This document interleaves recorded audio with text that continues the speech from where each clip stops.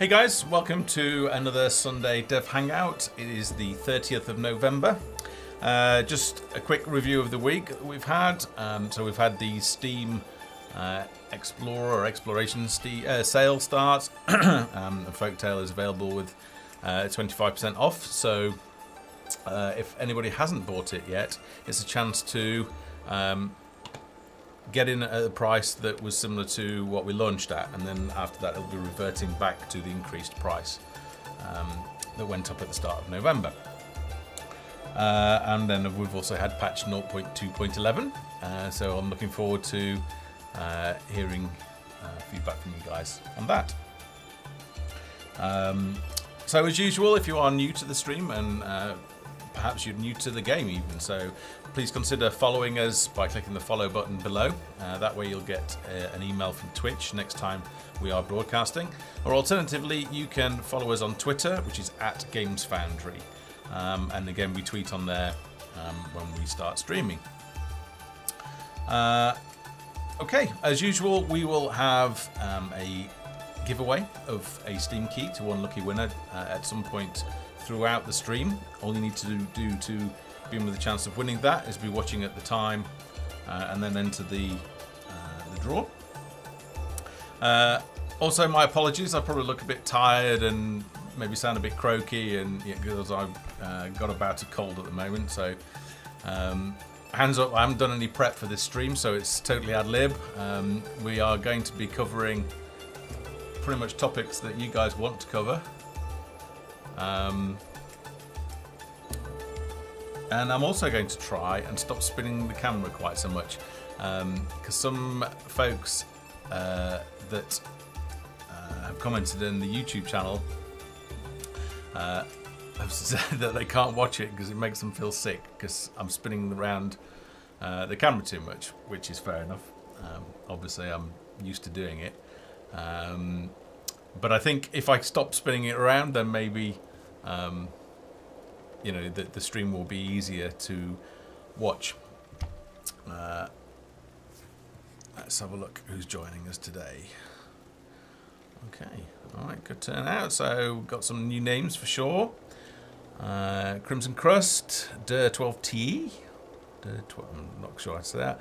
So Foma, M73R, Eureka on 1 Parry 1, Stonewood, Rogue Roxy, Tats Dingo, yeah, we've got lots in here. Retro Rusty, Orwood, Dakal, Scraggly Man. Love some of the names that you guys come up with. Karokma, Mentimal. No, I'm not reading that. Sorry, I'm gonna have to get so close to the camera to actually be able to read it. But Iglithid, how you doing? Chris McDucks, I'm seeing on there, and Devakin is here. I can't actually scroll any further than that. It won't let me, so I can't see. Anyway, thanks for joining us, guys. Okay, in this session, first of all, we're going to find out what your thoughts are on patch 0.2.11. Obviously, we needed a week extra to pull all that together, and hopefully you can see why now. It's a pretty hefty patch notes list. So we'll have a chat about that, and then we'll also have a look in the editor and some of the individual pieces and perhaps how they fit together, and why there are duplicates, and what the vision is for the future of the kits and the kits pieces and the terrain pieces in particular. Hey Owen, thanks for joining us. If there's anything you guys want me to cover, then please let me know. Just drop a shout into chat. It's always good if you put @GamesFoundry as well, because I can spot that it's a question. Otherwise, it's sort of sometimes it can get a little bit hard to follow what's going on if there's a lot of chat going off. All right, so my very patient peasants have been standing around. We are in the. I'll just turn that down. We're in the grasslands, the easy map. So we'll any questions that you guys have got while we're discussing 0.2.11, I'll make sure to be looking here. So how have you guys found it? We put the focus has shifted for us to put as much playability into the game as possible now, and get it up to a really playable state. Now, the needs system that went in and the new events notifications, hopefully, we think added a lot to playability. So it'd be interesting to hear what you guys thought about that. We've obviously had some comments in the forums, which have been very interesting to read, sort of saying the same sort of thing.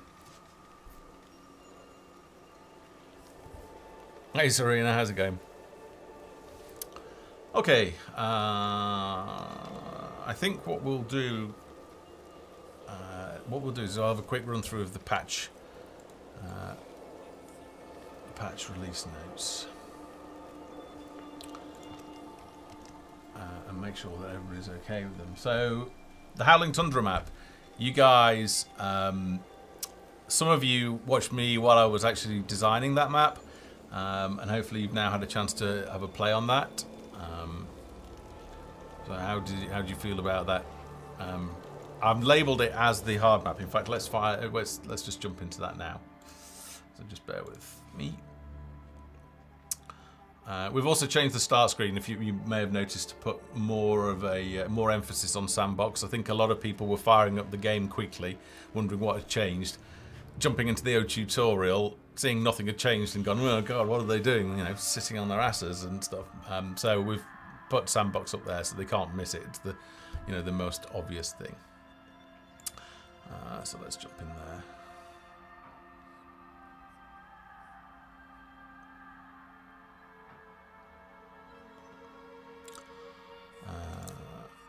Open the hard map. Yeah, so how did you guys cope with the wolves on the hard map, on the snow map? Oh, I just need to turn the volume down.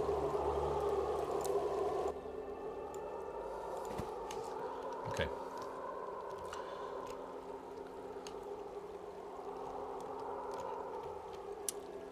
Yeah, so the wolves actually came at a lot faster rate than the version that we put into the game.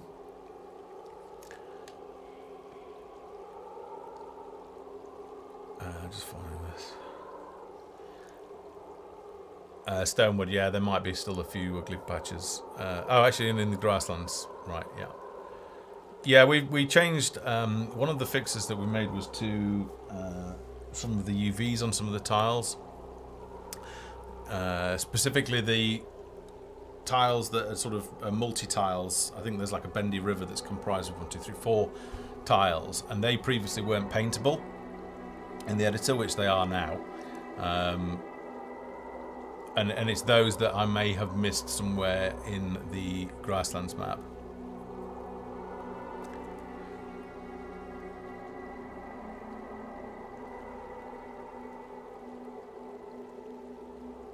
Raomi, were you playing the tutorial or sandbox?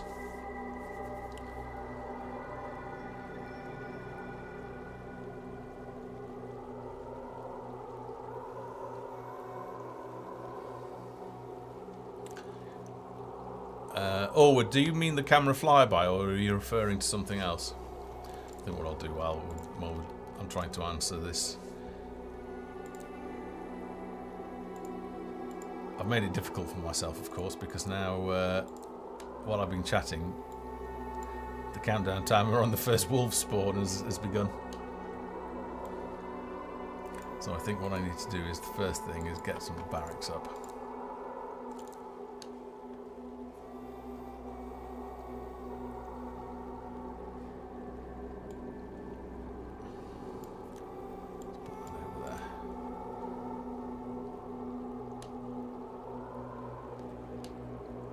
Building completed. Okay, I'm actively trying not to zoom around, zoom the screen around.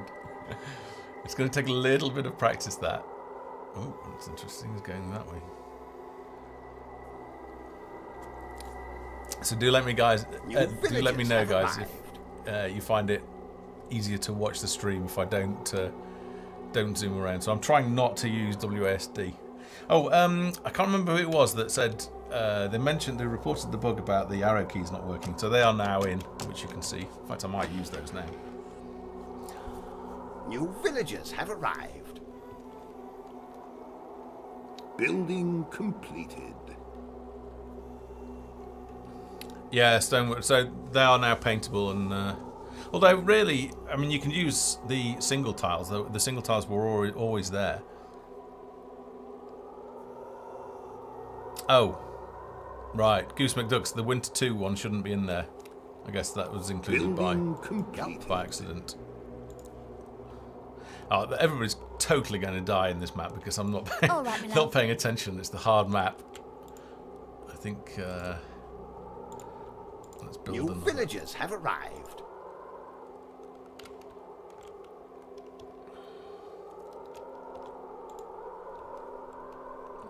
Yeah, somebody said that the guys. This one here, I presume. I think it was this bridge here. Let's just test that because somebody did report that. Let's just try with you. New villagers have arrived. So they do.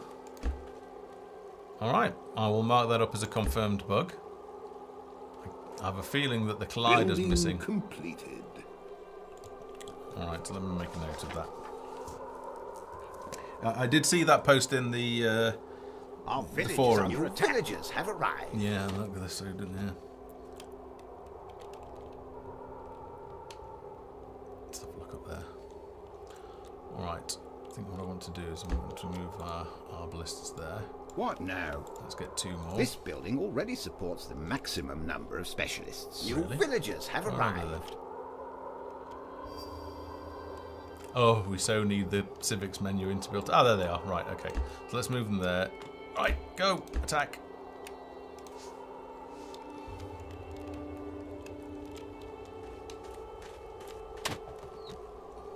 All right. New villagers have Sneaky arrived. wolves.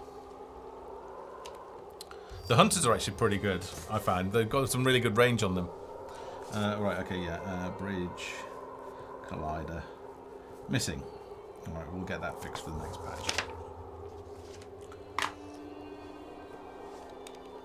New villagers have arrived. Were there any other quirks that you found on this map while you were playing it?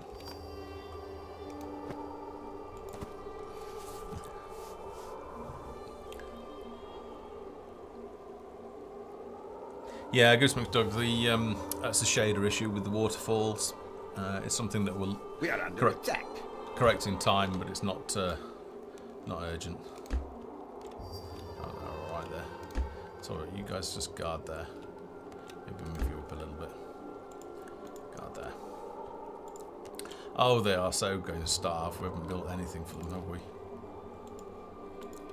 Let's see if we can pull this back. So, in the next patch, we're going to try and get ranting in there, so when and happiness, so that when you're not meeting their needs,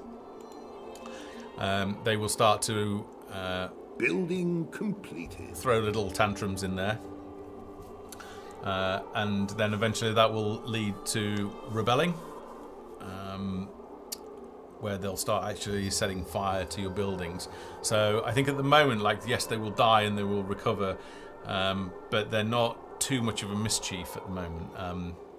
Building completed. I think if Yes, once we've put unhappiness in, and well, it's in at the moment, but repercussions of if they We become are under unhappy, attack. I think that's going to make it even more challenging. Owen's saying, will we still be able to go into the houses? So that's planned for 0.7, the building's interior kit, I think it is. Obviously, before we can go into buildings, we need to be able to put in the portals and potentially loading in other maps. So that's the plan anyway.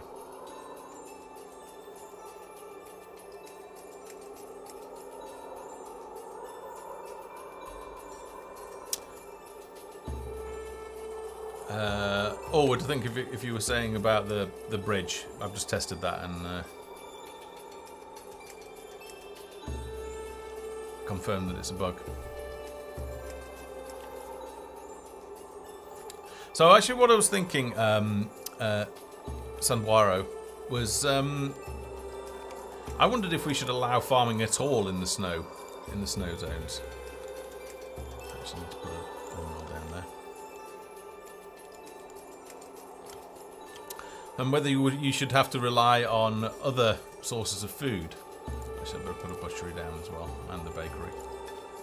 Oh, Building completed. Command move. Oh, crikey.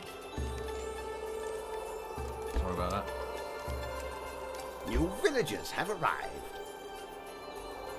Yeah, I see those hunters are useful. Yeah, so I wondered whether we should allow them to actually farm at all and instead have to rely on other food sources. But then how do you make bread? I suppose you could buy it. You could trade goods for it via the marketplace. New villagers have arrived.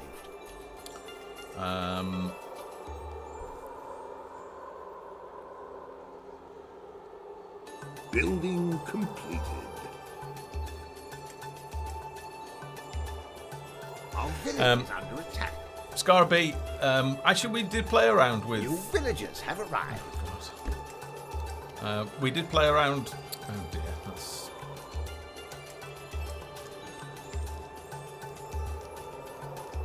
I'm going to have to stop playing the difficult mapping streams.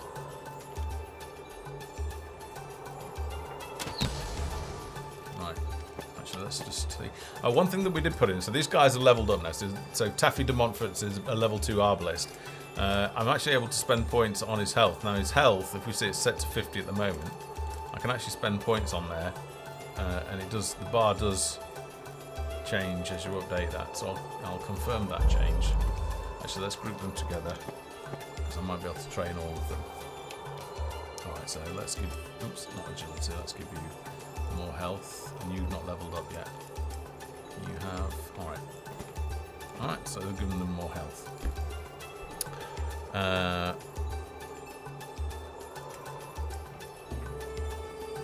Yeah, so we could put, in terms of farming, maybe we could put like a negative citywide buff on the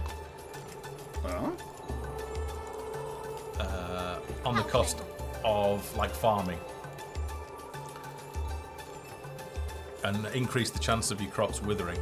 I think so. There's all sorts of things that we can do to link in weather, and we could possibly even make it so that, I don't know, maybe there's like a temperature gauge, so when it starts snowing, it's like the temperature has dropped.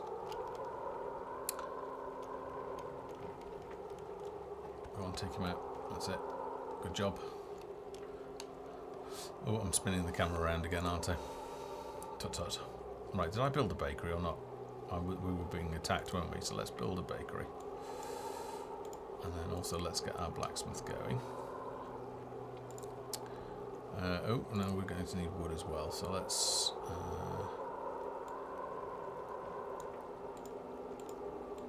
let's get him there, and... Building completed. Not enough stone, so I need to go... I need to rotate this and go and build over here.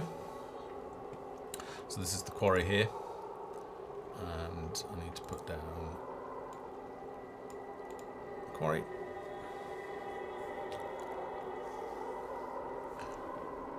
Yeah, we did think about fishing out of a hole. Building completed. But then, because we've got the rivers in still, the stream, so there's still fishing there. There's a fishing point there. Actually, I can build. What are they telling me? They just need food in general, so I can build food now. Building completed. Actually. Something to do? Yes. Start getting to work, and you. Ah, there are no trees nearby. Yeah, there are loads of trees. Yeah, okay, there we go. They're working there. Okay. Oh, I lost a cottage, didn't I? So I We better don't build. have enough stone to do that. Oh, what's up? Okay. Okay, that's where the sound went. We Stone. don't have enough stone to do that. Yes, Petal. You. What now? You. My pleasure. Yep, on my way. All right, let me catch up with chat. Goose McDuck stats. The health one is changing, but not damage. Well, let's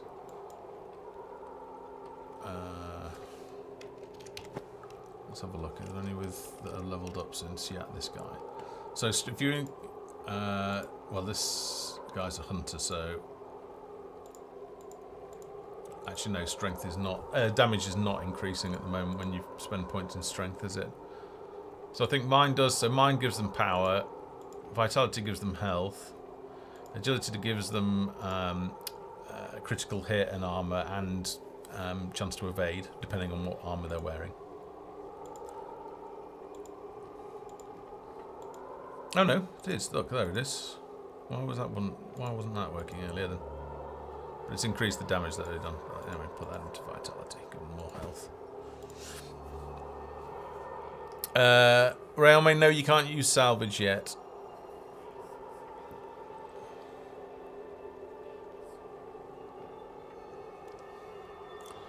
Right, in terms of, while we're on the subject of market, let me just swap across into Unity. Just bear with me a second. Right, so this isn't implemented yet, but it will be hopefully soon. This is the Tier 1 marketplace.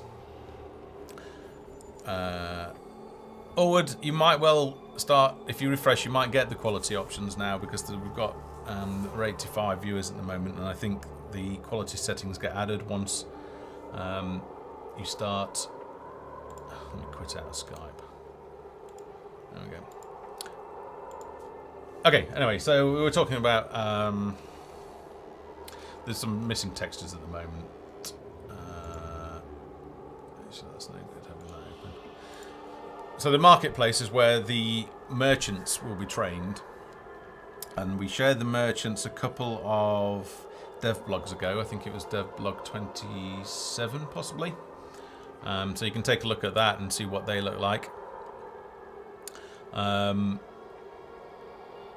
then we've got, if I just pause, let's go in here. No, I've not looked at the so then we've got the tier 2. And these are designed to fit with the roofs of each tier. So if you remember, tier 1 buildings are predominantly thatch. Tier 2 has like that sort of like the greeny slate colour, and then tier 3 are sort of more reds. So if I then jump to the tier 3,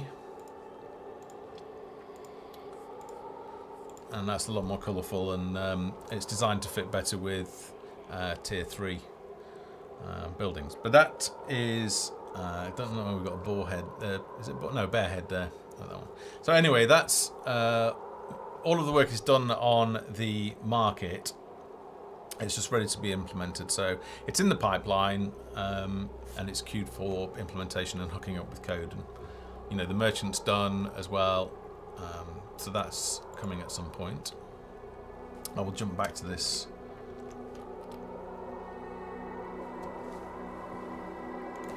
in a bit.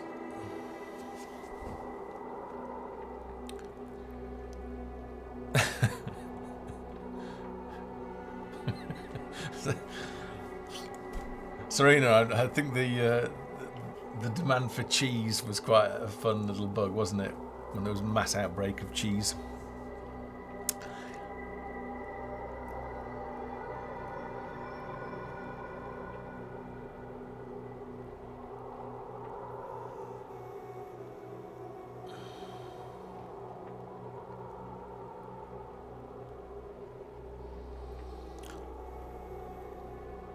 Goose McDucks, I'll have to look into the damage on weapons.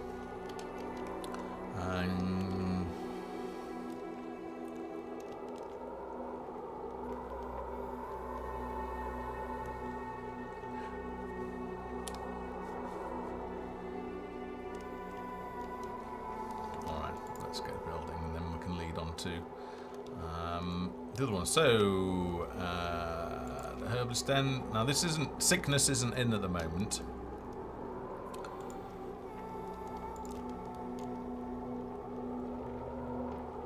Actually, I'll build that there, and of course, where I'm going to build my field. Oh no, I can go there.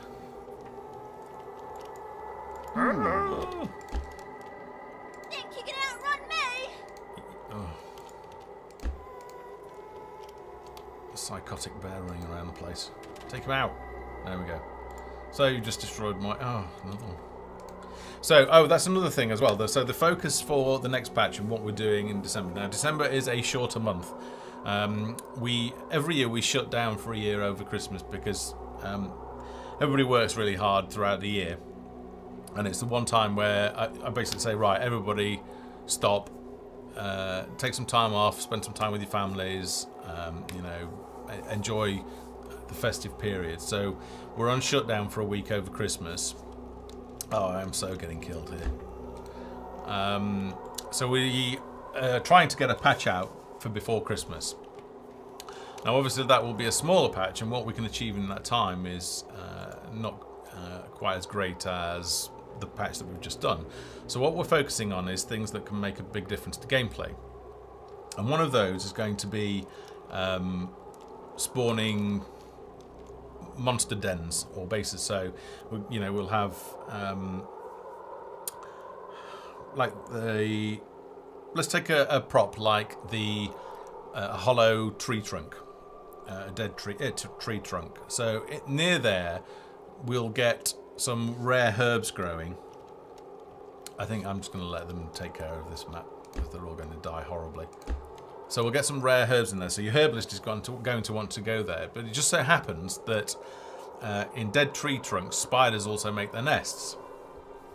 So we'll scatter the tree trunks around the world, and the occasional one will be home to a spider's nest, and that will be spawning spiders. Now, when a certain number of spiders are spawned, then that will spawn a queen or a settler. So and what that will do is that queen will go and find a new tree stump to call home, and she'll set up a new nest. So it's up to the player to go and actually take down these nests so they can attack them, and they'll have health. And then obviously all the spiders that call it home are going to come out and attack as well. But it means that you can stop that from spreading. But if you don't do anything about it, you're only going to be doubling your work later on. So we'll be adding, the plan is to add nests for a number of things. And that should provide extra challenge as well, because you're going to get increasing numbers of wave spawning sources. So it's really taking the wave spawning system and then applying that to a model that expands. So yeah, I think that's going to be pretty good fun. And then hopefully get the rants in as well. The announcer will we're using the same samples from the tutorial, same voice from the tutorial. So look, it's Trendane. If you're in the chat, do let us know. But we're going to be maybe experimenting with that. We will see. Okay.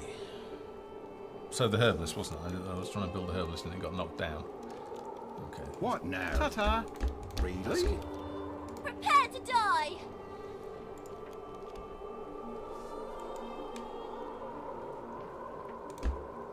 I really need more guys. Okay, he's in there. Probably haven't got... Another thing we're doing is we're adding the number of professions that are in there. So at the moment, looking at that, I can't tell how many bakers I've got. So we'll be changing that. And I also can't tell what the worker productivity is. So I don't know if there's a problem there. So we've done some work on that, and hopefully we'll have a new... People are abandoning our village. No, they're going to go anyway. So you'll be able to look at that and actually see where there's problems. New so villagers have arrived. At the moment, I actually want to go in and have a look at... Right, so there are no bakers, so I don't have a baker. So we should warn about that. So there is certainly a lot of information that we can be providing visually that will make the game easier to play and identify where you've got problems. Raomi was wondering if the monks were going to be trained to be healers or damage when you send the troops out to find land. People think our village sucks and are leaving. So New villagers have arrived. monks are going to be a profession, a worker profession. So they are going to have a couple of roles. The first role that they're going to have is brewing mead, honey mead. So collecting honeycomb from the bees and making that into water from the well and making it into honey mead to supply to the tavern. And then the second thing that they will do is they'll clean up the dead from your streets. So if anybody that's fallen sick and died, it's definitely worth collecting their body and putting them into your village graveyard, because if you don't and they died from disease, then they're going to start becoming stinky and spreading disease among your population. So that's the purpose of the monks, and because they already have two functions, which is a lot more than other professions have, a sort of single purpose. Instead, for healing, you'll be looking to find a cleric hero, and work has begun on the concepting for those for heroes, including the cleric, and it will be the cleric that will have People are abandoning our village. healing abilities. So these here around here will actually be different healing abilities, and you'll see that you can level them up. So at the moment there are no abilities enabled and none of the levels, but each one of these, there's a quarter, like a quadrant around the outside, and as you level it up, so you'll go into the character sheet. It's not enabled at the moment, but this is the abilities tab, People are abandoning our village. which I believe was covered in devblog 21, or was it 18? I can't remember. The one with the UI, where we covered the UI anyway. And you'll be able to level up the abilities to make them better.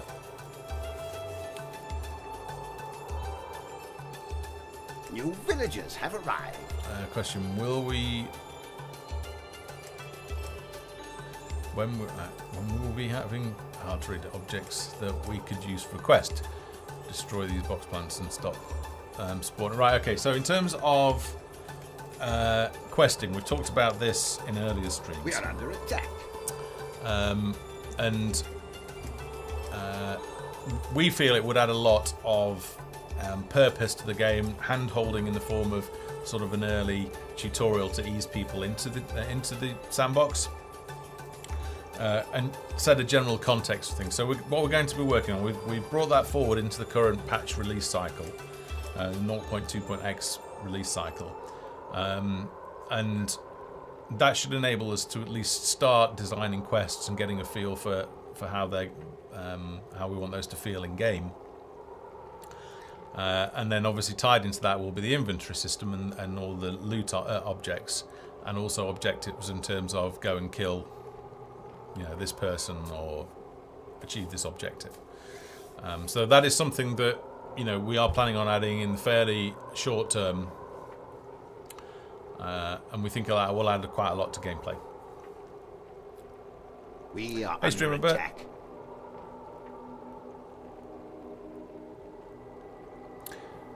Yeah, one thing that we need to do is to be able to set the health on like the bosses. So if you remember,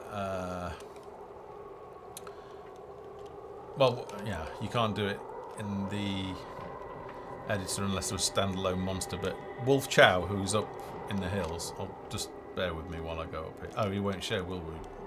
Because he's in the fog of war. Okay, I think this village is about to get wiped out anyway. New villagers have arrived.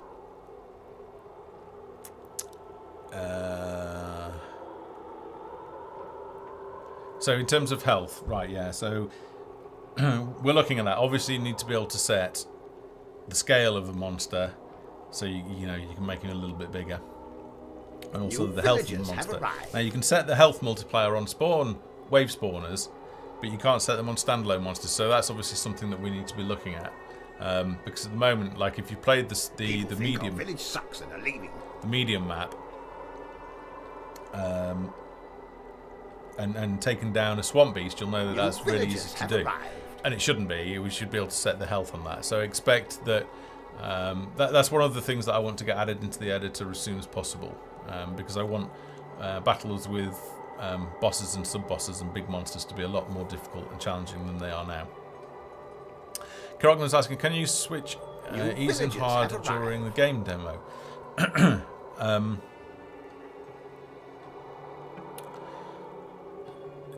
Do you mean, can you choose a map and then determine whether it's set to easy, hard, and so on?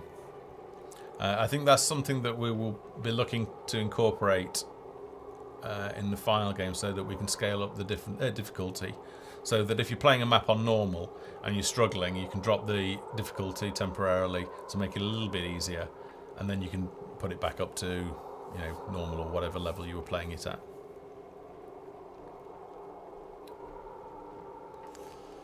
Streamerbird, yeah, good stuff. I think a lot of people will be enjoying the game, what with patch 0.2.11. And our focus very much is on putting more and more gameplay into the game as soon as possible. So, yeah, I think I'm looking forward to the next sort of batch of patches. The dev team at the moment is 8. It does fluctuate between 8 and 9. Our musician tends to work in, you know, for a number of months and then take a break and come back onto the project. So there are, but at the moment, right at this very point in time, there are 8 of us on the project.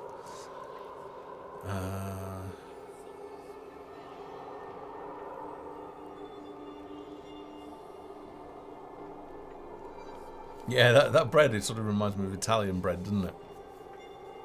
Or the bread that you get the cheesy bits on the top. That's my favourite, I think.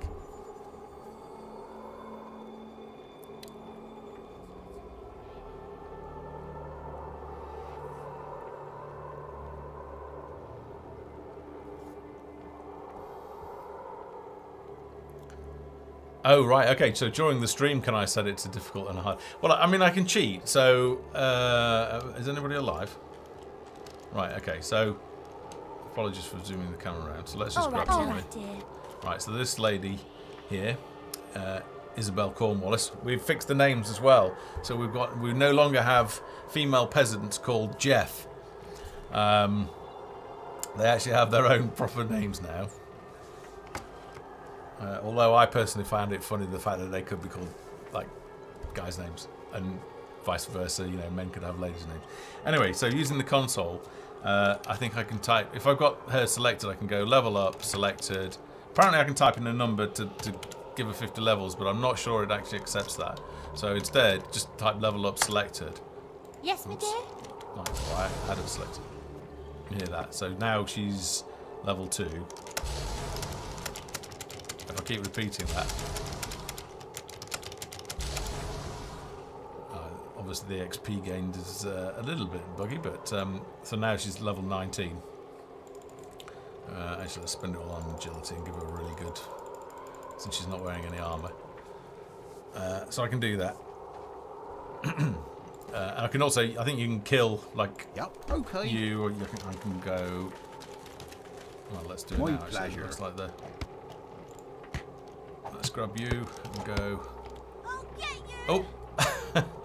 I've just killed everybody. Oh dear. Right, so there are all sorts of commands. If you look on the website under the console guide, it's all in there. I didn't mean to. I don't think I can resurrect them either. You can only heal all. No. They'll just have to. Oh no, there we go. I did heal them. They came back to life. And I think I can kill. Oh, I have to put enemy selection on, don't I? Villagers I can go kill enemy. No, I don't know. I'd have to look on the website anyway.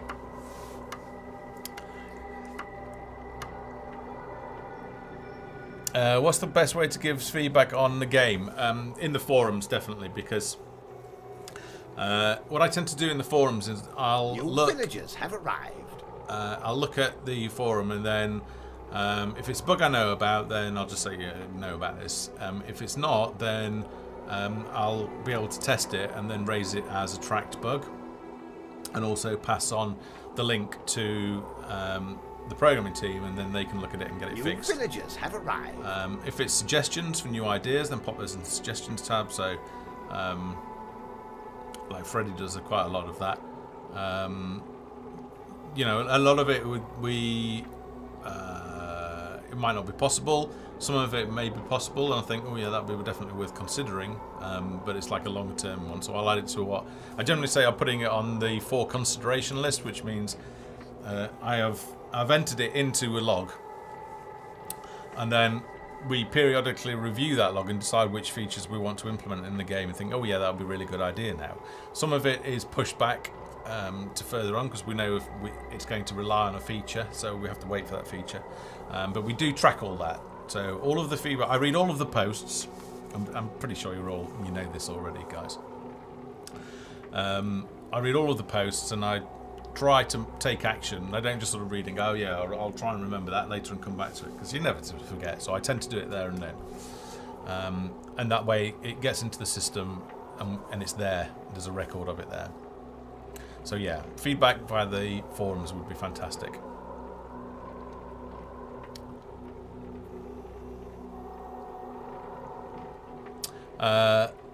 Surge DP. Our village is under attack. It's a single player game only.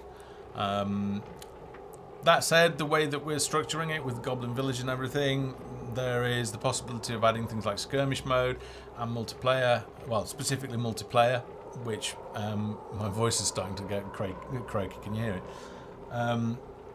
Excuse me. That is something that if the game is really successful, then obviously we have the possibility of introducing that, and the game is being built in such a way that it would be an option. Under attack.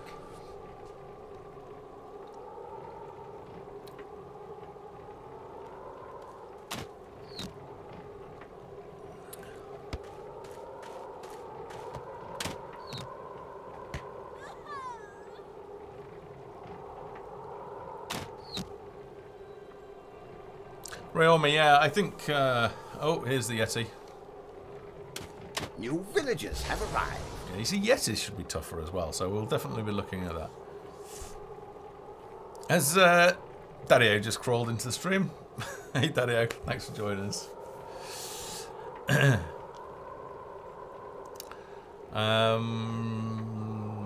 Okay.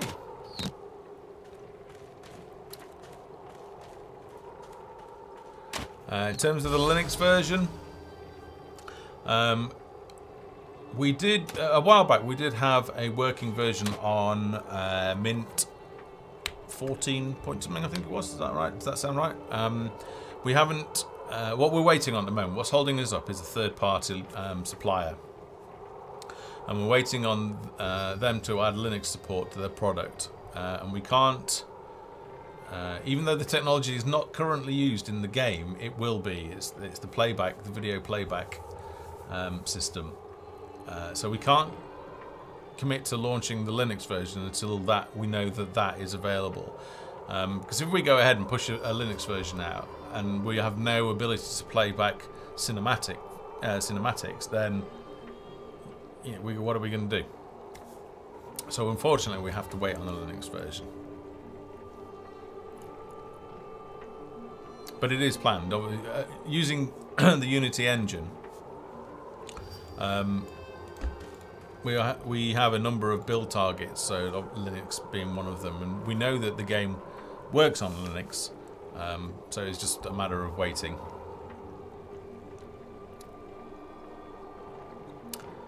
You can't currently delete items from the storehouse, no. That's what the salvage section will be for. I think we'll also be adding a hotkey, so if you hold down, like, I don't know, shift and right click or something, it will send everything to be salvaged. And salvage will, we might change it to actually to sell, so that you can sell everything, but then I suppose you'd just sell, that wouldn't make sense actually thinking about it, because you'd need the marketplace to sell stuff. So salvage just converts things like weapons into iron ingots and I don't know, leather strips and things like that.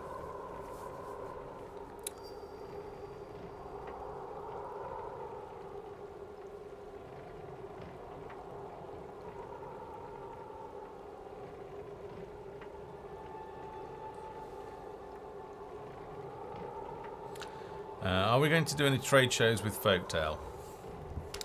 Generally, in my experience, trade shows only work for a certain type of game, or they work well for a certain type of game. I don't know. They're quite expensive to attend as well. So I'm not sure. We are under attack. I'm not sure on that. I'm not going to attend at this point during the development cycle anyway. I would only attend with the finished, well-tested game.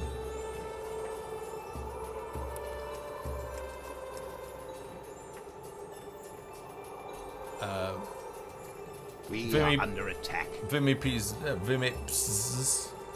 No, we've got a whole team, so there are 8 of us. So different folks made different things. So we've got somebody on the environment pieces, somebody on the building, somebody on the characters, somebody on the icons. Yeah.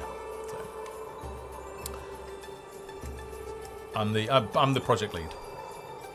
So it's my job to present what the team are achieving.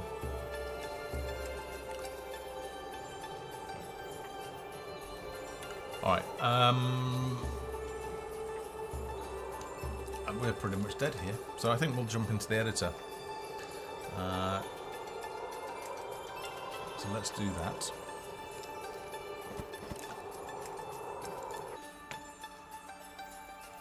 And we'll change the music as well. So while that's firing up, let's have a little lava zone.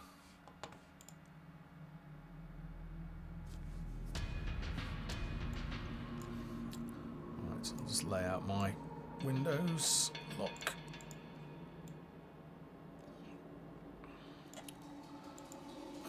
Make that a little bit bigger actually.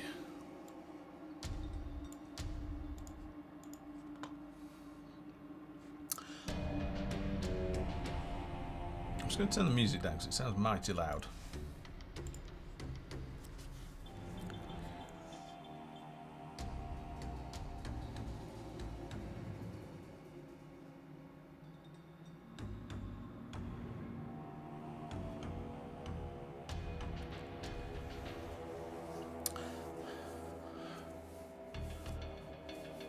Yeah, this is there's an FAQ at the bottom of the channel that says what engine we use. Okay, so Countess, you were asking me to run through various kit pieces and have a look at those. At the moment, there are different terrain tiles and different kits. So when we first launched the editor, the main pieces were in the Grasslands kit. So if I just scroll down to here, and you'll see that we've got a number of pieces. Now the names are named so that you can understand them. So CLF means cliff, which typically means that there's rock on there, and then whether they're a straight piece or a corner or concave or convex, and also if they're full, half or quarter height. And then you've also got, if I scroll down a little bit, hills, which don't have any rock on at all. They are just, I'll just sort of insert one. Let me go and grab another piece. Alright, so these are the different. So you've got, so well, let's flip around and to where the light is, and then they'll be easier to see. Alright, so you've got a cliff piece here because it's got rock on it, and you've got a terrain piece here.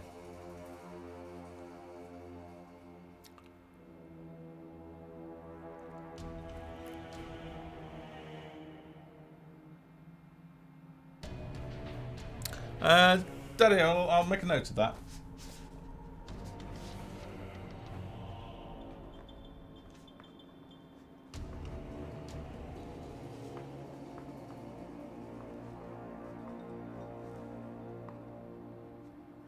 I think you can kind of do that already. It's just that the wave spawning system doesn't have the ability to set the health. No, it does. No, it does, but you can't scale. That's right. It doesn't have the ability to scale. But we will certainly be improving the wave spawning system over time. Just bear with me, guys, while I catch up on this.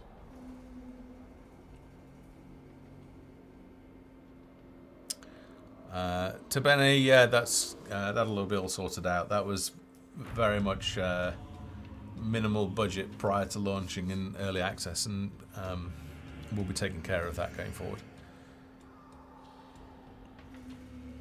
Yeah, Stonewood, that's a known issue. That actually, I'll make sure that's fixed for the next patch.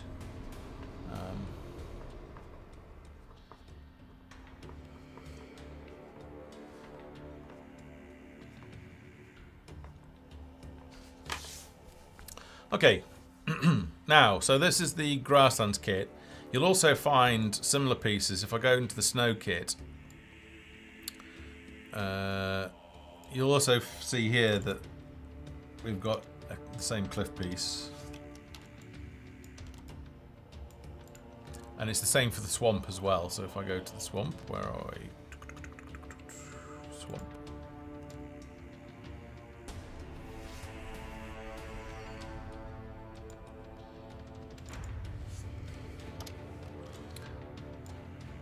Now, the reason why it's like that was because we didn't have the paint tool initially, I don't think. So we were adding we were adding all of the tiles into each of the environment kits. So at the moment that's the grassland, swamp and snow. Now obviously with the paint tool, we now have the ability paint stuff, so you know, a little swamp grass here, and what's that? It's like a grasslands one there. I'll have to turn it off exactly. Let's move those over there and that one over there, and then I can paint these correctly. So with the paint tool, there's now no point and no need to duplicate all of the tiles, all of the terrain tiles in each of the biome kits. So we will, in the future, we will be producing a common terrain kit, excuse me, that you will use to flesh out of your terrain, and then you'll paint it with the textures that you want. And we will put in some code that migrates all of your maps. So when you open up a previously designed map that uses, say, the snow kit or the grasslands kit, it will look for all of those terrain pieces, and then it will match them to pieces in the common terrain kit and update all of the references, so that in time we can then remove those pieces out of the swamp, grassland, snow kits. All right, so that will simplify the kits, because they will need, I don't know, 20 or 30 fewer tiles in each kit, and it will give you one place for them.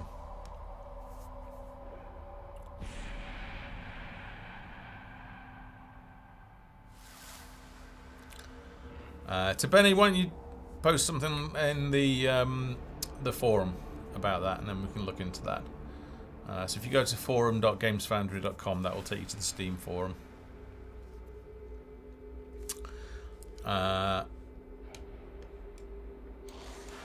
So in actually, what's really useful is people find that it's useful when I create a little small diorama. But what we can do, I don't think we need to show that just yet.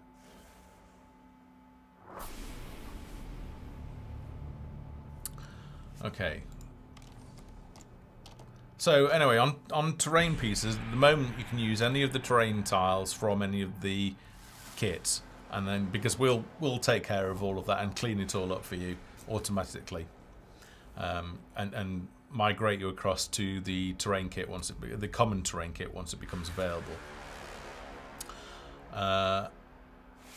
Okay. So let's delete these and let's just work with the grassland kit. How do these pieces fit together? Well, the key pieces, and the best way to start is always to just insert one of the key pieces into your world. And the key pieces are basically straight pieces, corners, So that's the, let me just pull up the inspector. That's the concave piece, and we also need the convex piece, which is that one there. So if I just move that out. And they're like your key pieces, really. You can do everything with those. And they're designed to fit together. So, you know, you have a straight piece, and that leads into a concave piece, and then you can finish that off with the convex piece.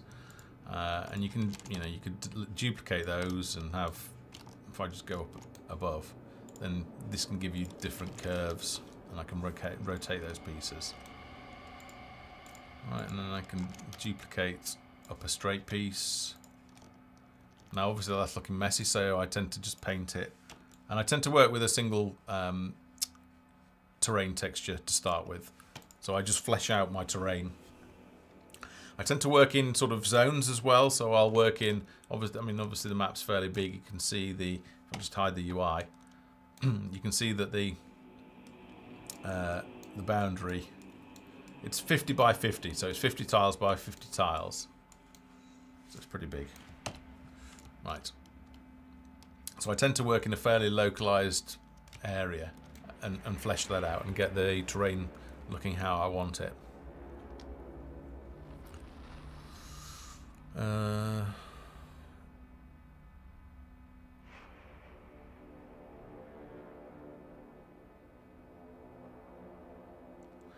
Maker images. If you want to go to our Steam page, then there's info on there. I will post a link. Just give me a second. There's a trailer video on there, and there we go. There's a link to it, and description on there, screenshots, and you'll get a good idea. Bring you up to speed on that. Okay. And then another piece that we need is called GND Base 01. It's a flat terrain tile. Okay, so I'll just paint that up. So holding the U key down, and I can paint it like that.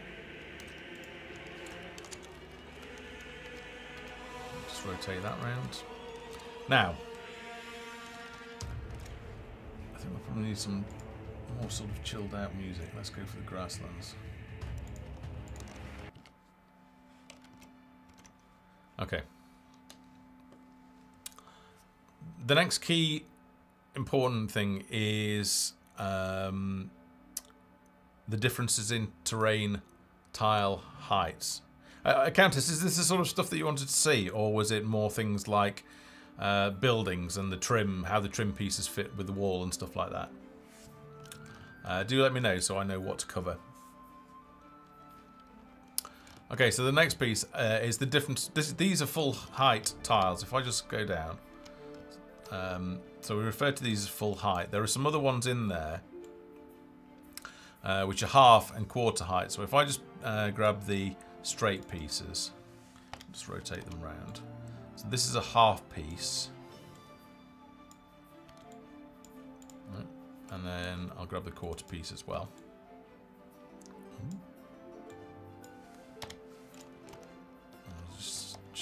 So there are the height differences.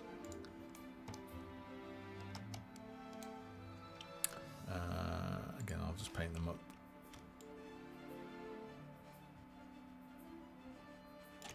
Okay.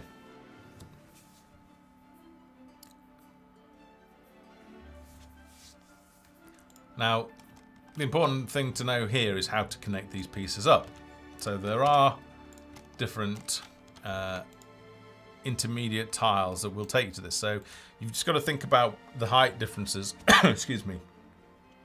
So we're moving from full to half here. So we need to be looking for pieces. I think we refer to them as ramp pieces, and ramps, if you think about what a ramp does, is it changes, it connects differences in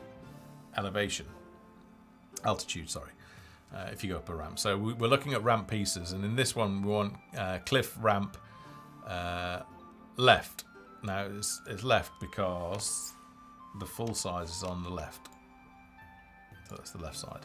So this one comes down. I'll just zoom in and I'll paint it up. And this one comes down from the full height down to half height.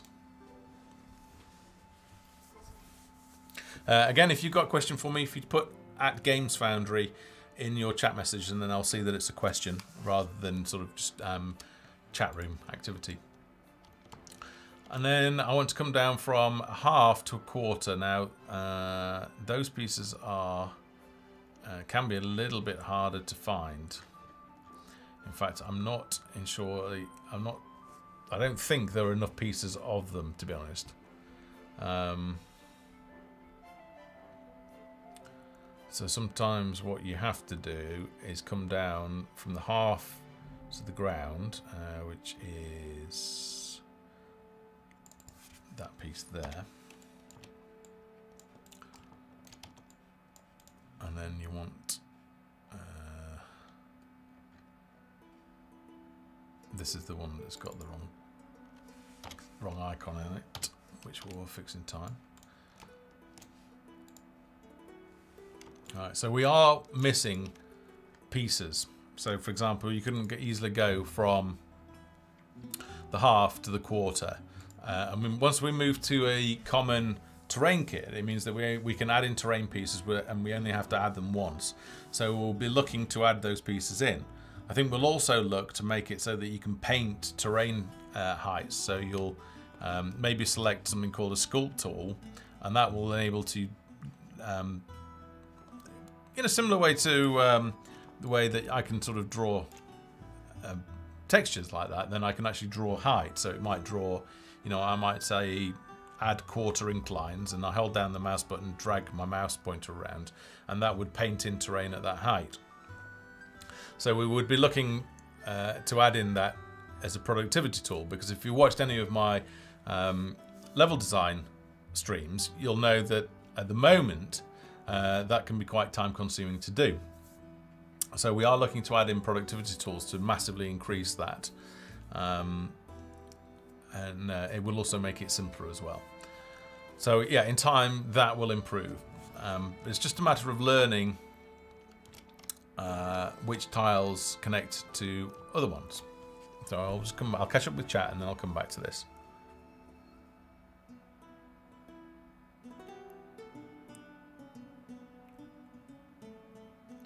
Okay, Jaglash has been answered with the. So Jaglash, yeah, just check out the Steam store page, because there's videos and screenshots on there about that will fill you in as to what the game's about.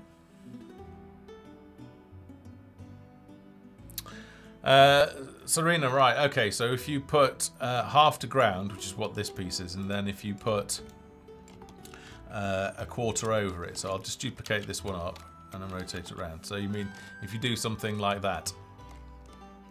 Now that's generally to be avoided. I know you've seen me do it, but generally you need to avoid it, doing it. There are pieces that will allow you to do it. So if we, it's limited kind of at the moment to the snow kit, but we'll be rolling it out to other kits. So if I just quickly pretend that we're in a snow zone, I'll just change it so that,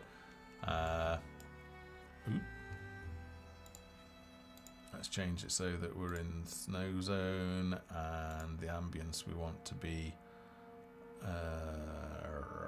snow. And that will change the lighting. Oops, and then we want this to be snow as well. So we're changing slowly, and then we want it to be snowing.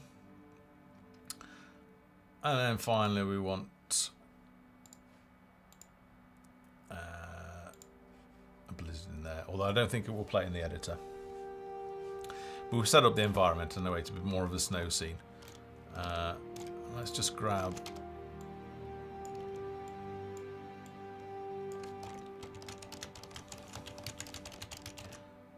Okay, gives it a little bit more of a solid sheet to work with.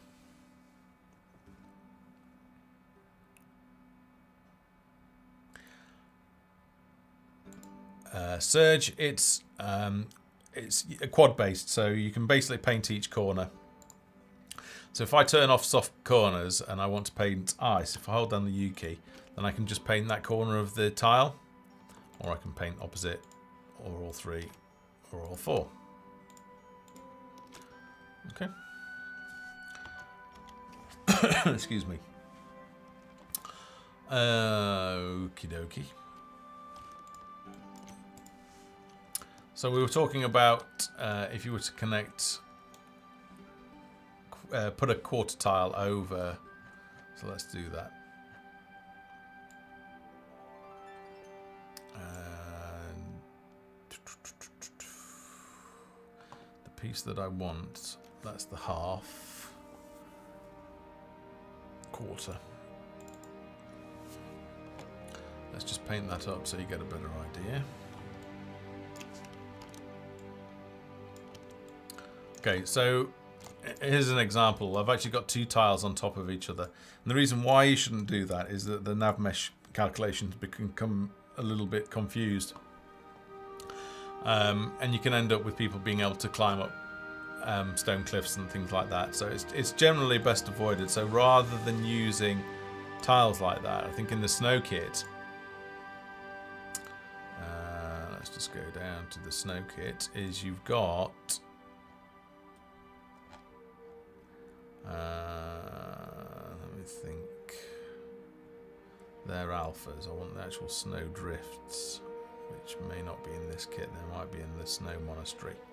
I think they're in the snow monastery. Excuse me. Yes, they are. All right. So you've got this piece here.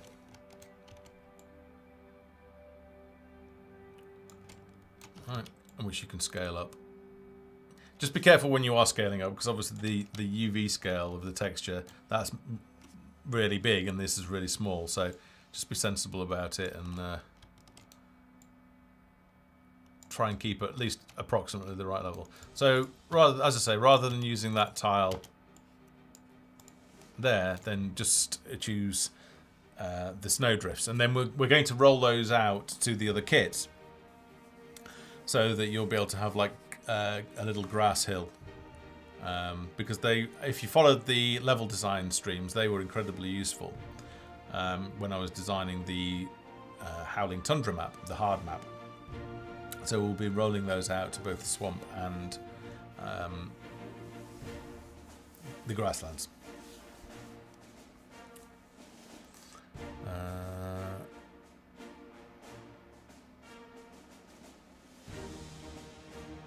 Yeah, Stonewood, I'm sure in time we'll add an option for that so that you can have the soundtrack play in the background of the editor, and also the ambient sounds.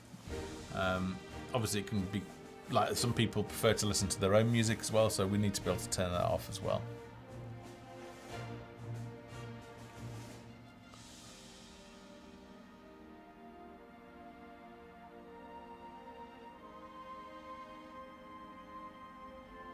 Goose McDuck's, the terrain system doesn't work like that, so we couldn't do that.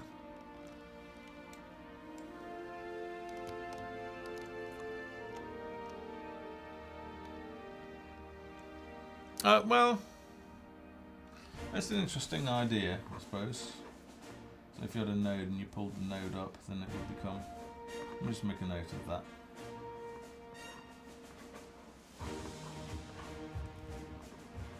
I think really you probably want to be looking at painting rather than taking that approach where you've got nodes in each corner that you pull up.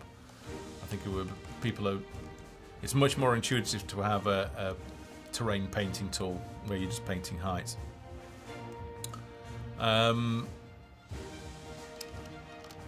Okay, so where we've got a ramp like this, we need to be looking at, let's just go back into the grassland kits, so we can have, we're looking at the hills, because where are they? Hills, here we go, hills. And we want that's a quarter, so we want the half there, so that's a half hill, which I'll just paint up quickly. And then we can also, again, looking, so we've got hill, half, and this is a corner piece. So just like the cliffs were over here, over here. It's the same with hills as well. So you've got a concave piece and you've got a convex piece. So half again, and we should just rotate around, paint that up.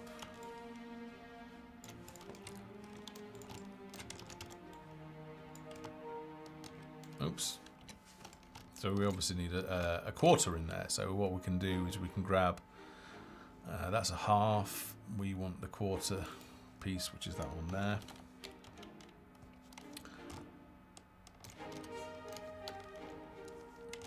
And again, just paint that up.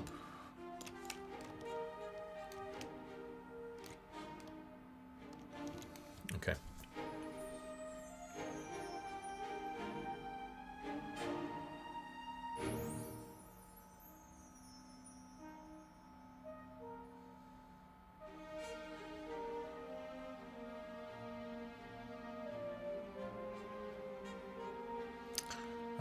Labusi, you can...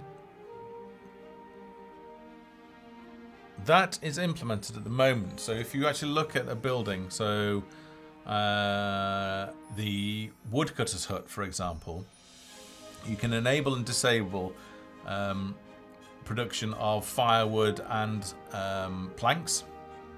So if you just tick the box next to it, next to the icon in the production tab, then you'll be able to turn those off.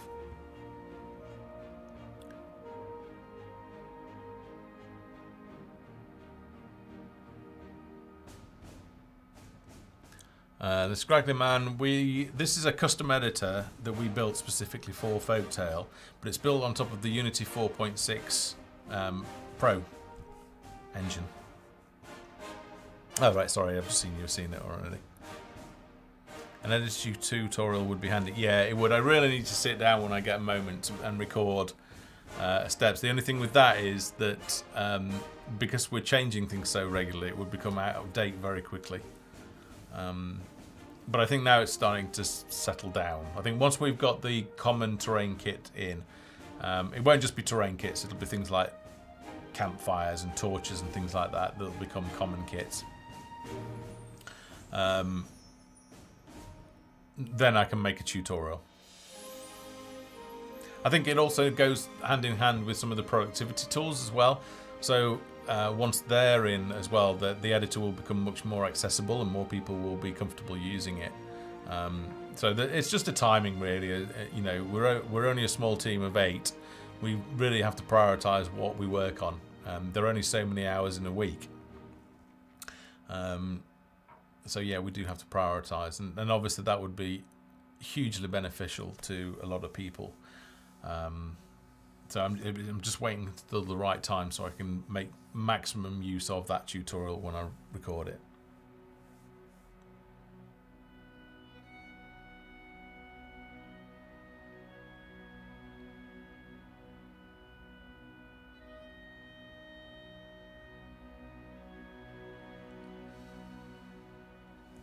Yeah.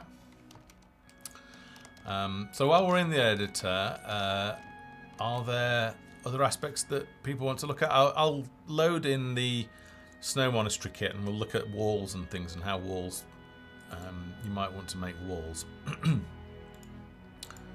So for the Snow Monastery, and for this I'm going to lock the terrain tile, so it means I can't select any of the terrain because I'm working with detail props now.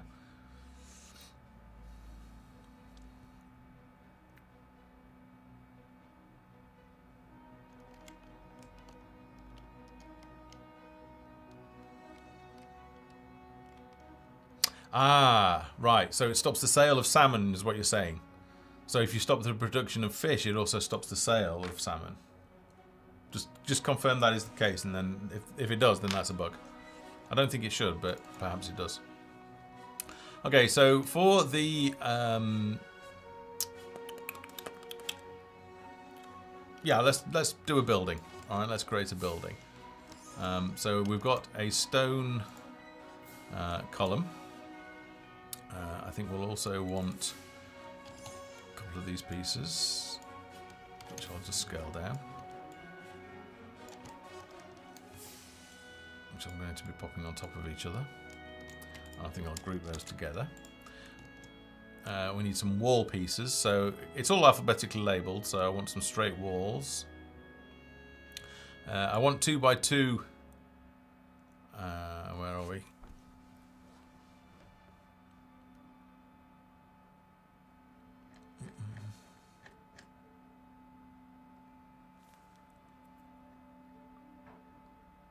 There we are, wall tall 2 by 2. So we've got 2 different types. We've got like an organised brickwork, and then we've got a slightly more chaotic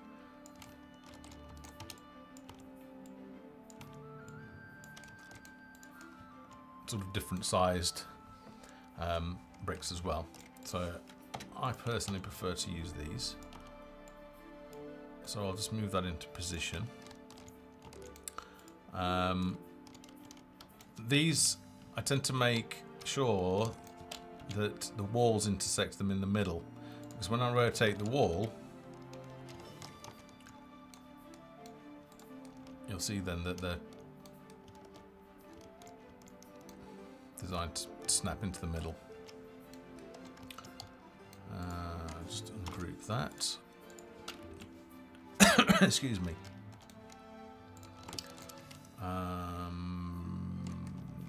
Alright, so then we want the start of a roof.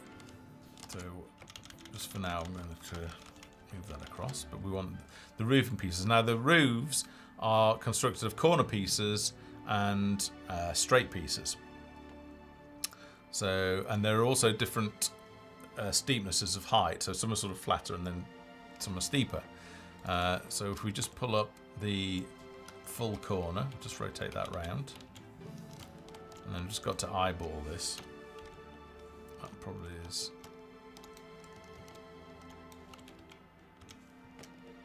pretty good, and use the, you know, follow the snap system. So we do snap pieces to make it easier.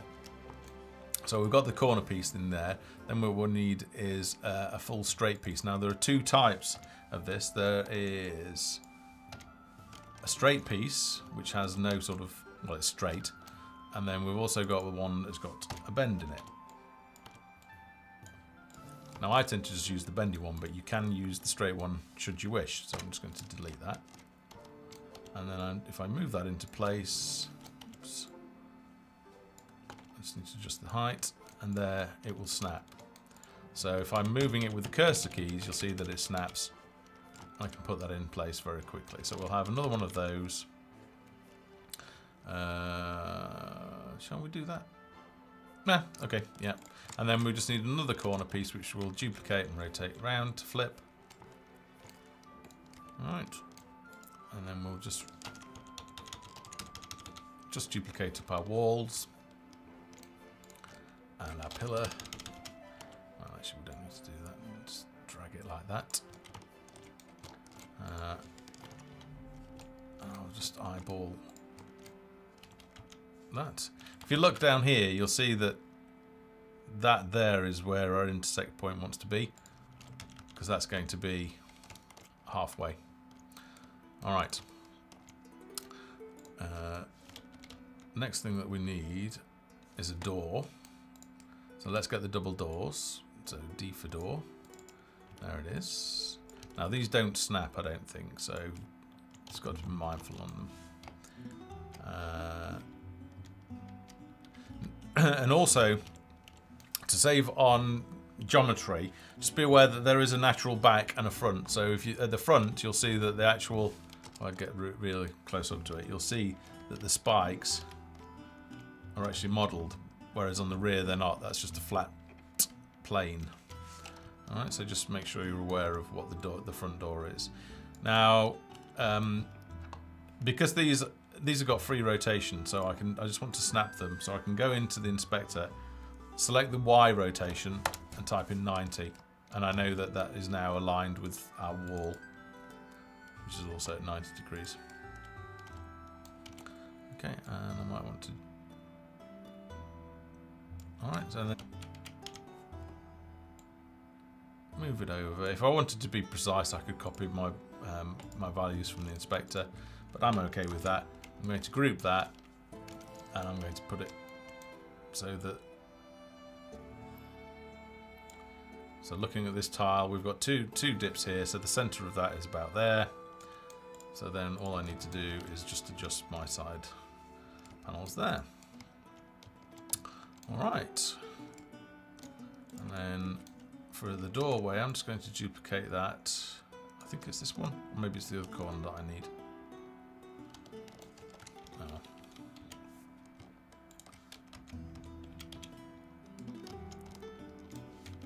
That looks a bit ugly. Okay, and then let's grab a few more of these. Okay, just drag it over there. Now I can use the align command, so which I don't use very often, admittedly. Where is align? Oh, they're here. Right. Okay. So I've got to choose the right one. That's it. -X, and that will align them both. All right, and then I could duplicate that. And then you need some wooden trims to go along there. So it's going to be trim, roof trim end, roof trim straight. That's a bit small. Let's go for the big one. All right, so just plonk that down about there. And then we want the flatter roofs. So you'll see these are like full pieces, and then we want the flatter corner pieces, which will snap into place. I can rotate that round, and then we also need a flatter straight piece like that, which I can duplicate a couple of times. Duplicate the roof, and then just to finish off this roof line here, I need these pieces here. Okay, and again, it's snapped, so it's a lot easier to fit together. I could choose, you know, there are end pieces that I should probably look at doing, so trim end full. I've just got to look which. So because they're end pieces, they're designed to go a certain way around. Let's get rid of that. And duplicate and rotate around. And there we go. So now that we've got the end. I'll just catch up with.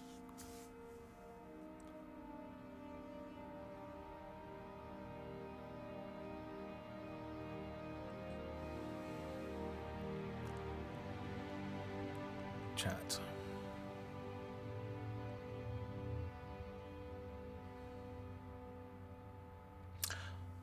Oh, you mean like a tutorial in the actual editor itself on how to do things? Right.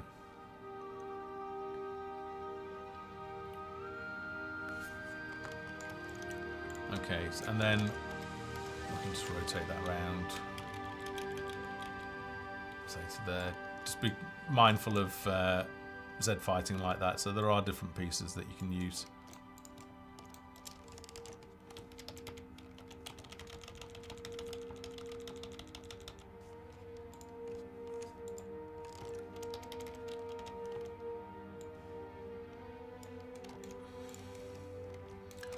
I should probably finish off this roof, shouldn't I? And because the snap system is really designed to set up to make it easier for you to do things.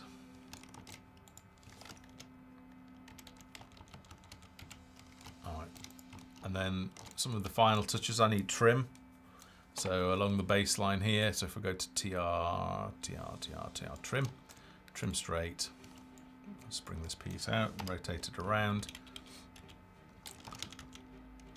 Duplicate a couple of those up. Okay. And rotate it around. Just zoom in.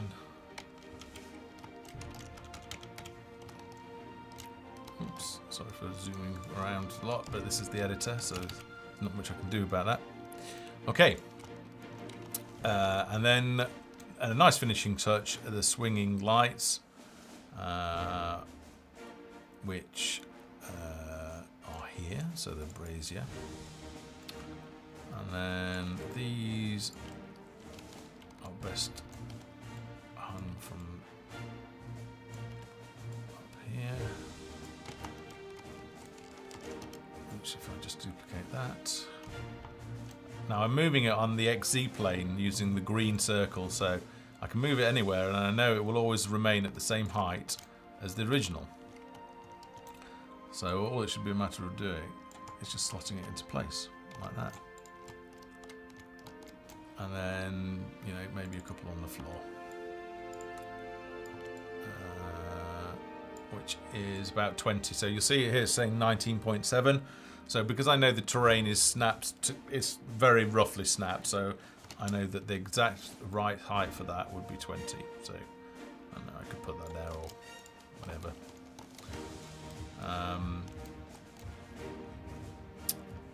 Another finishing touch, I could grab one of these archways. Let's turn that around.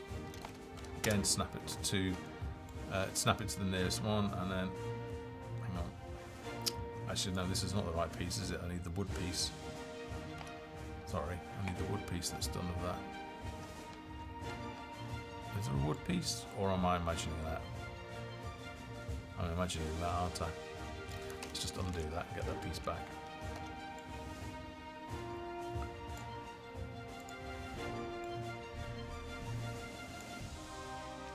Okay.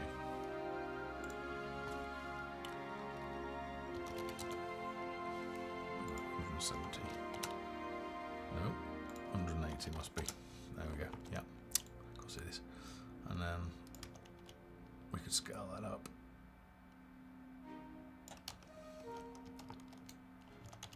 Probably a bit big, actually. Slot it back. Oh, well, I don't know. I don't know what you want it to look like exactly, but you can play around with different things. I'm obviously not aligned particularly well there at all, so I need to clean that up if I was doing it. Another thing I noticed that we'll need is some windows. So let's just have... These are free rotation as well, so I'll just clean up that from so it's 90 degrees, but they are snapped. So we'll have a 1er there and a 3er here.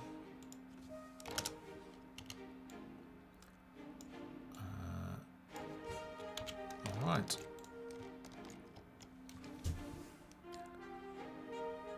Mr. Snugs, this is a custom built editor that's available as part of the game for Folktale. We built it specifically for the game.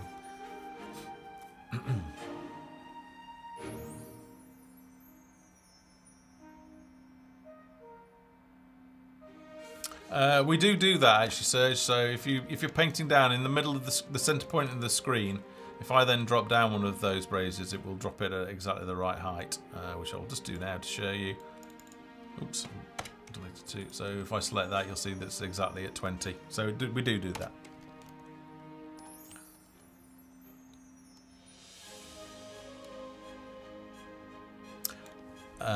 McShades, no, this is the editor that is available in-game right now. It's available to everybody. We use the same tools that the community used to create maps. It's why we have been in early access for as long as we have, because we needed a year to develop Sandbox Tech, build all of these editors, and now it's starting to pay dividends. And then, of course, what we want is...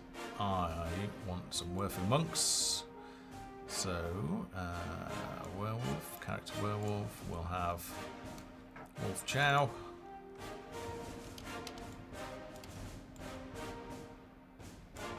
We'll have a couple of priest goons.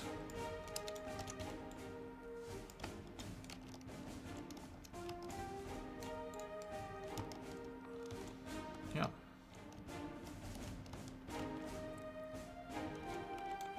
So let's save that as goons. And then let's fire up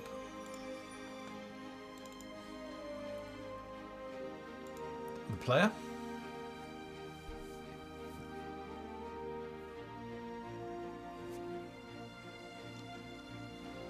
open up our map.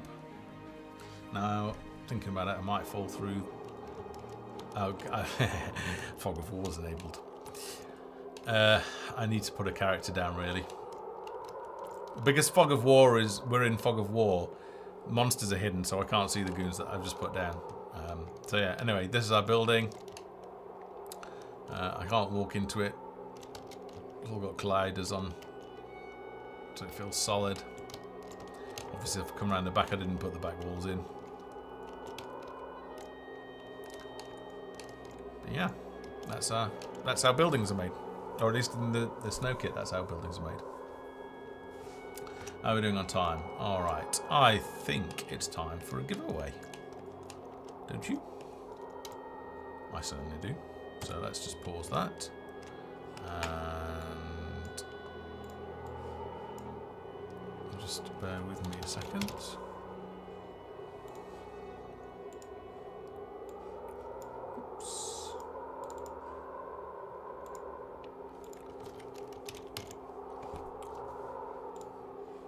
Okay, it's the giveaway time. So if you would like to win a Steam key for Folktale, then all you need to do to enter is type !enter. You'll see everybody that is signing up. We do the roll, it's completely random. Everybody has an equal chance of winning. We do the roll live on air. We send the key right after the stream has ended, so it's in about 25 minutes max. We send keys direct to Twitch account. At this point, we'll say, great point. If you've enjoyed the stream so far, then please follow us by clicking the follow button below, or alternative follow us on Twitter, which is @GamesFoundry, and then you'll get an email the next time we are streaming. So we stream the dev hangout every Sunday. Same time, the times are on the stream, so yeah. We also do impromptu streams during the week when we're level designing as well. Alright. A lot more entries this month. If you've already got Folktale, that's no problem. You know, give it to a friend if you win. Or don't. If you're feeling kind-hearted, then don't enter and give the folks a chance to win. Okay, so final call. If you want to enter this giveaway, it's !enter. You'll see other people typing it into chat now. And we will send the key at the end of the stream. I will just make sure that staff and moderators and everybody else can't enter. Only people, not the dev team, basically. Oh, Foxel, now there's still 25 minutes left, 20 minutes left. All right, so I'm going to roll. So little drum roll, and this week's winner is Twiram, however you say that. Anyway, congratulations to you. You will be receiving a Folktale key redeemable on Steam at the end of the stream. So I'll jump back into the game. Congrats to you. And yeah, if you hang around or check your inbox in about half an hour, then there'll be a Steam key waiting for you. So commiserations to everybody else. But there is always next week, so be sure to subscribe. Okay. So let's quit out of that and go back into here, and then let's have a look at one of the other buildings that we've been working on, which is the jeweler's shop. So this is the tier 1 jeweler's shop. And it's got the sign. It's got the correct sign on it, which is good. And it's meant. I think it's missing a gem actually at the moment. Let me see what the other tiers are like.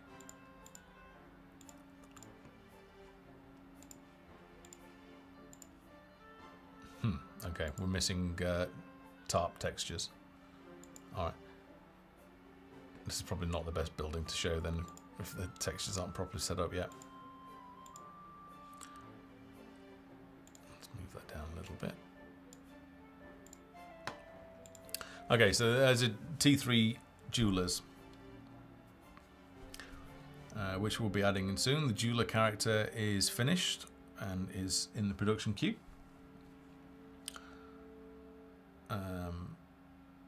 Now the Jewelers, as you find gems in loot, or there's a chance also that your blacksmiths will find them when they're mining at the iron mine. They will be rough gems, and you'll need a jeweler to polish those gems up, and then those gems can go to the Crooked Cauldron, which can then be enchanted and then used during crafting to make better weapons. And on the subject of the Crooked Cauldron, let's actually have a look if we've got that as well. I do believe we have. But does it have texture set up? Possibly not.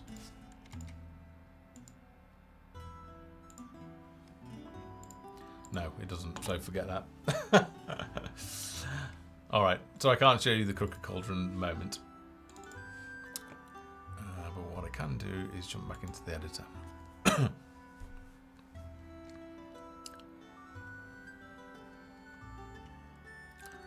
Alright, so there are a number of buildings anyway that are finished. They haven't got the correct textures assigned to them at the moment, but they are done. Let's open up that map.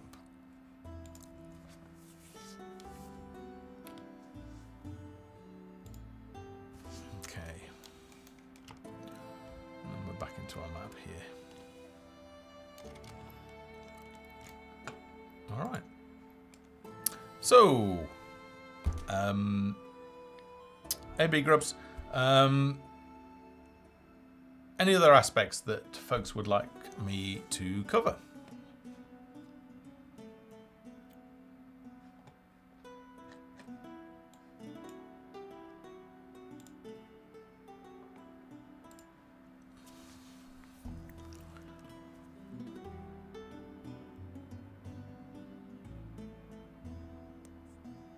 Temu, we're actually going to show, we need something a bit more obvious than that, because you wouldn't have night windows during the daytime. As I mentioned earlier in the stream, I don't know if you were about, but we'll be showing when you hover over a building, when it shows the health bar, it will also show the productivity rate and how many profession characters are in the building at the time. On Inuva, just bear in mind that at the moment there is 25% off on Steam. It's the chance to. Just bear with me a second. Let me get the link. Provide a link. The price increased in November. We've said that all along in the forums that the price was going to increase. I've given everybody a couple of weeks' notice actually that we would be in the Steam autumn sale. So it's an opportunity to get in at a price that is similar to what everybody else has paid. But after the end of the sale, the price will be reverting to the higher price.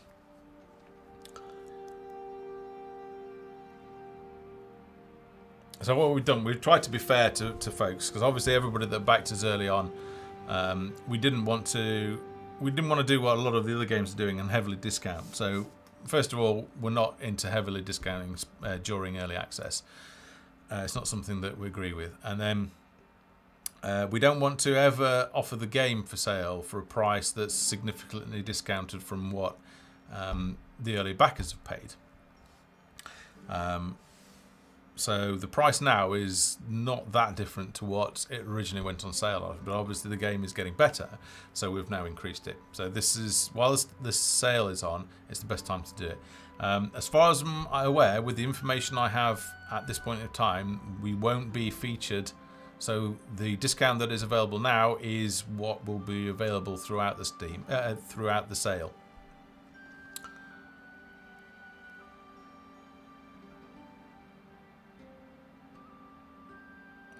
Rayomi, yeah, we do listen to feedback and try and respond to it. So if there's a suggestion for a new feature and we think that it is worthwhile, then we'll add it to the list, and depending on the priority, you know, we may do something about it short term, or we may add it to the long-term list. If something doesn't feel right or a mechanic is buggy, then, you know, let us know about that, and then we can do something about it, and we can put fixes into the next patch. It was actually one of the community members, now I can't remember, but they, as soon as we released patch 0.2.11.0, we were notified of a bug with saving of maps in the editor, so then we had to put out the 0.1 patch within literally a couple of hours of being made aware of that bug. So yeah, community feedback is very important to us. I personally read every post that is made in the forum and on Twitter and on YouTube, you know, wherever it may be, I read them because it's how we improve the game. Yeah.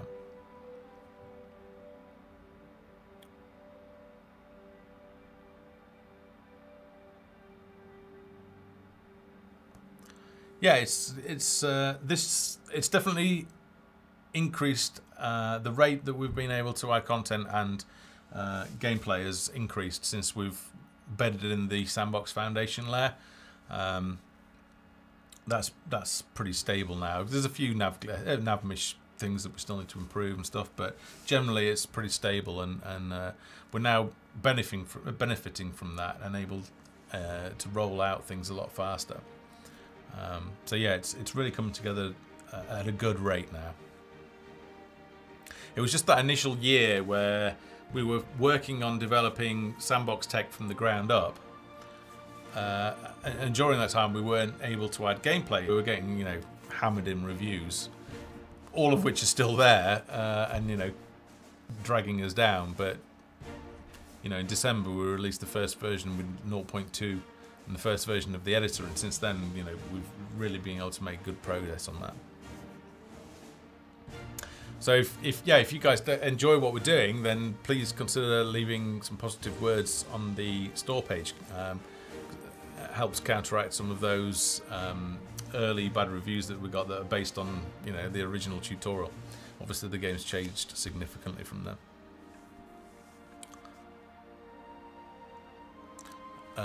Bamboo, will it be possible to script behavior in the editor? Yes, I think so. And certainly in terms of waypoints and stuff like that, I need that as someone who's designing maps. I'll be putting that request in as well, and obviously I know that the community want that as well. So yeah, I would imagine that we will be able to have some form of scriptable behaviors. I think in terms of script, I mean, we are considering support for Lua and things like that.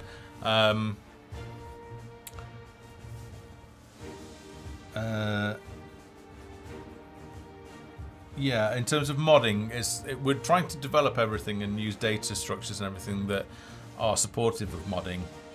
It's not a focus at the moment, but in time it may be something that becomes much broader in scope. So really for now we've taken the customization route rather than moddable route, but we're keeping our options open.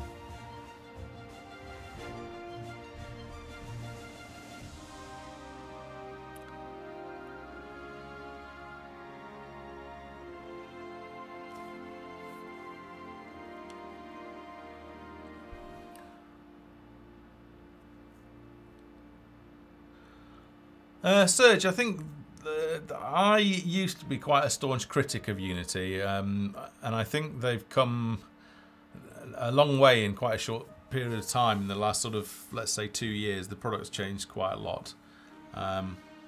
Like any engine, it still has its quibbles and foibles, but yeah, I'm very happy that we chose Unity. I think now it's in good shape. And I think what they've done for Unity 5.0 is fantastic. We're in the beta testing community for Unity, and at some point we'll be looking to migrate across to that. But for now we're on 4.6. But yeah, 5.0 should give us a couple of other things that we're able to introduce into the game. Yeah, more players should definitely upload their screenshots to this community. We love seeing what people have done with them, and Let's Plays and streams and things like that. Especially Let's Play and you know, streams on Twitch, because it gives us a unique observation of how the game is being played and the editor is being used, and it becomes obvious really quickly what areas need improvement, and that's really not easy to get through, you know, a post in a forum. But if you can watch it, you know exactly where, you know, people are having problems connecting pieces together, or productivity issues, or something's not clear, or there's a bug, and it just becomes so much easier to fix when we can see things like that. Daddy-O is asking, have you set it up to save your buildings as a template? Right, for future. Right, so that's another thing that I would like as a productivity tool, is the ability to group together objects in the editor, and then, so for example, let's just jump into this. So all of this, for example, well, I would lock the terrain, but let's redo that. So you would select all the pieces that comprise this building, and then, you know, I could group them together.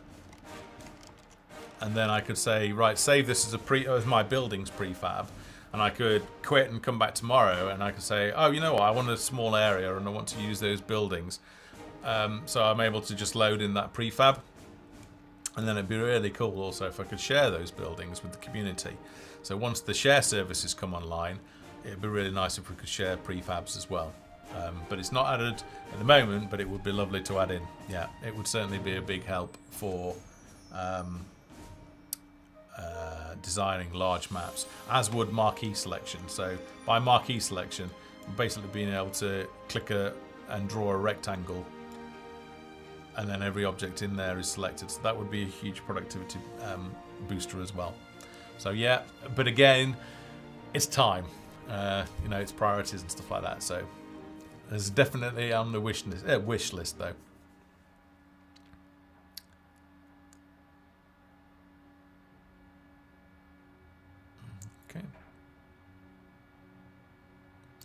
Stonewood, yes, we are using the UI. We've actually been using it since 4.6 beta, I don't know, 6, something like that. I think the final one was beta 21. So yeah, we've been using the UI for a long time now. Although some of this is still using old NGUI, but we will phase that out in time.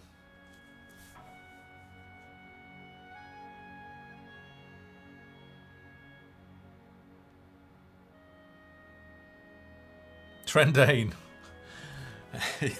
the stream's over, dude. We're just about to wrap it up. You missed it all. However, excuse me, for those that have missed parts of the stream, we do post the Hangouts on our YouTube channel, which is youtube.com/GamesFoundry. I will just paste that now into chat. Go along there. Please follow us. There is a section on the channel which is called the Dev Hangouts. Typically we paste them, sorry, not paste them, we upload them on Monday, either late Sunday night or Monday. So yeah, pop along there, check out some of the previous casts. This one has been a little bit ad-lib and a little bit yo-yoing, and I apologise if I sound a little bit gruff and tired looking. It's not been a particularly great weekend, bit run down, but I will be fighting fit real soon, I'm sure. Okay, so I think at that point, thank you very much for joining us. Hopefully you're getting ready for Christmas. Don't forget, you need to get your Christmas shopping done early. We will see you again next week for another Hangout, and hopefully have a new build to be able to share with you then. And for those of you that have some of your Sunday left, enjoy it and have a great weekend. All right, take care, guys. Bye-bye. Oh, and don't forget to follow. All right, thanks.